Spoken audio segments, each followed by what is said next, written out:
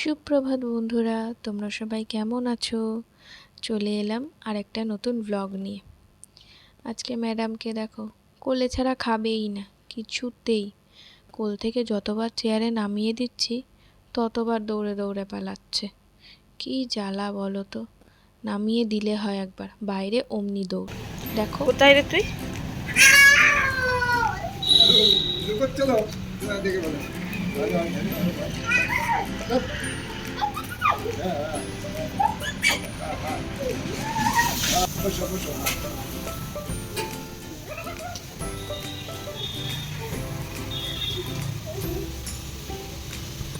তোমাদের পিহু এক্সপ্রেস ছুটতেই থাকবে। যাই, ওদের জন্য লেবুর রসটা আমি করে নিই। পিহু আবার লেবুর রস খেতে খুব পছন্দ করে।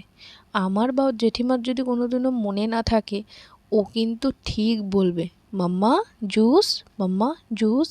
মানে ও টাইম টু টাইম 11:30। কী যে বোঝে মেয়েটা। দাও, এটা খুলে দেই।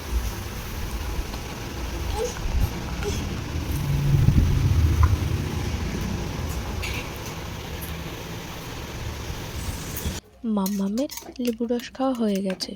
ওর ফিটারটা ধুয়ে রেখে এসে নিজে খেয়ে দিয়ে নিয়ে চলে এসেছি রান্নাঘরে। ওদের জন্য আজকে রান্না করব কুমড়ো দিয়ে আলুর তরকারি। কিন্তু জানি কুমড়ো আলুর তরকারি খুব একটা বাচ্চাদের মুখে টেস্ট লাগবে না। কিন্তু টেস্ট লাগুক আর না লাগুক, বাচ্চাদেরকে কিন্তু সব রকম সবজি খাওয়ানো উচিত।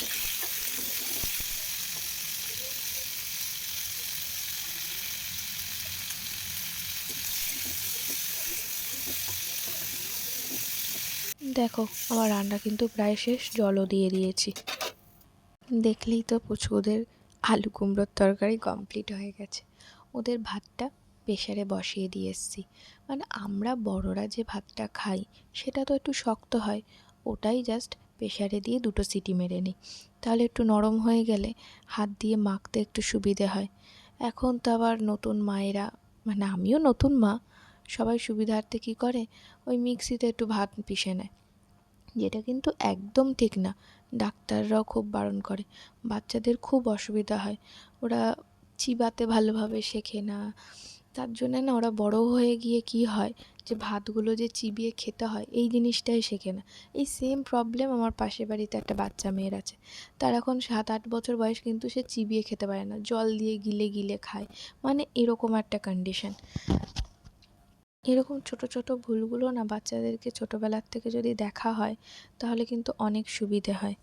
যাই হোক, দেখলেই তো কথা বলতে বলতে আমার ঘরদোর সব পরিষ্কার করা, ঝাড় দেওয়া, মোছা কমপ্লিট হয়ে গেল। আমি স্নানও করে চলে এসেছি।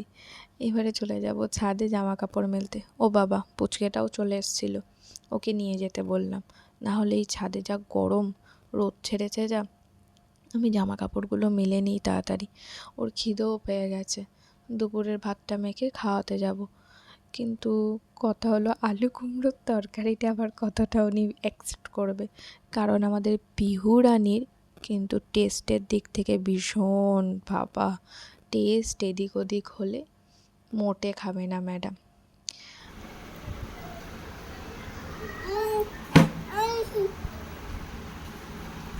দেখ দেখ দেখ।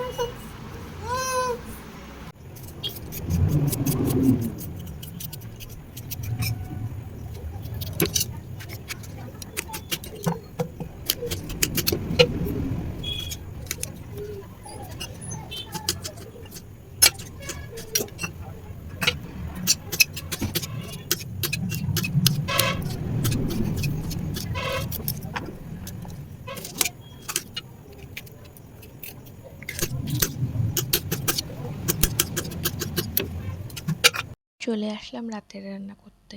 দেখলেই তো আমি কী কী সবজি কাটলাম।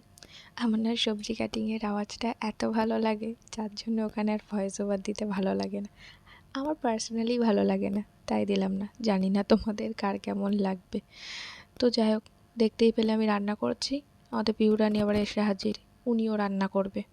ভালো কথা, ওদের জন্য আজকে রান্না করছি সব রকম সবজি, মানে ক্যাপসিকাম, বিনস, টমেটো, আলু, দেখলেই তো। সেগুলো দিয়ে একটু ডাল, বলতে পারো বাচ্চাদের ভেজ ডাল। তো আমি রান্নাগুলো করছি, ওই দেখো উনিও রান্না করবে। বড় হয়ে গেছে, বড় গিন্নি, পাকা গিন্নি আমাদের। যাই হোক, জ্বালাতন তো করছেই।